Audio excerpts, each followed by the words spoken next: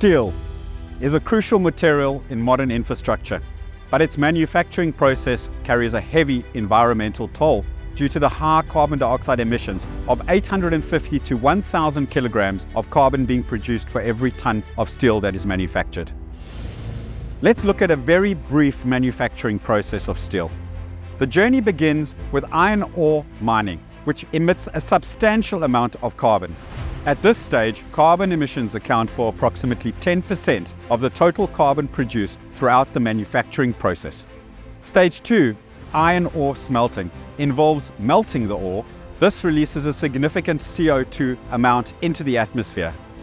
Technologies like electric-powered equipment and advanced extraction methods can mitigate these emissions at this stage. Here, carbon emissions represent around 35% of the total carbon produced throughout this process.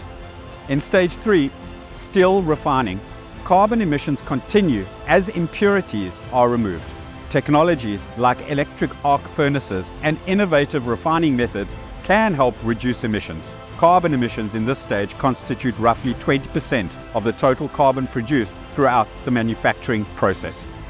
Stage 4, steel forming and finishing, sees the steel molded into various shapes, which further contributes to the emissions. At this stage, carbon emissions make up approximately 15% of the total carbon produced through the manufacturing process.